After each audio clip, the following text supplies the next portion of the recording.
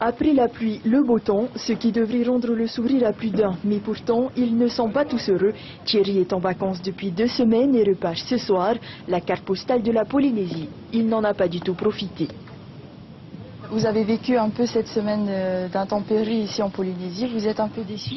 Oui, oui, tout à fait, oui, parce que je ne m'attendais pas à avoir autant de pluie et que ça dure aussi longtemps en fait. Parce que donc, quand on est arrivé, au début ça allait à peu près, puis après, quand on est arrivé à Montréal, c'était vraiment l'horreur. Dans ce petit hôtel, pas de dégâts matériels mais financiers. Toutes les activités touristiques ont été annulées. Une baisse forcément de la fréquentation touristique et aussi pour nous une grosse baisse au niveau des restaurants et tout ce qui était activité nautique, même activité terrestre. Donc c'est vrai que les clients étaient mécontents de ce côté-là parce que c'est vrai que les clients qui viennent en Polynésie c'est le rêve. Voilà, c'est un voyage qui coûte très cher et en fait bon, ils étaient déçus et désolés de ne pas voir Montréal sous le soleil.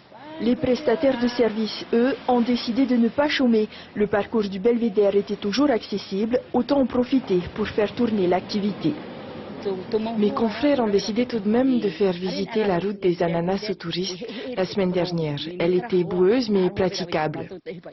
Quant à la route affaissée de Popo, elle n'a toujours pas été réparée, une situation qui dure et qui agace les automobilistes. Cette circulation alternée, ça vous dérange? Tout à fait, parce que là, on doit aller au travail. C'est facile à gérer? C'est pas facile, hein. C'est pas facile parce que des fois, les gens ne respectent pas aussi, hein, la signalisation. C'est pour ça qu'on est là, hein. Pour l'heure, le soleil rayonne doucement sur la plage de sable blanc de Hapiti.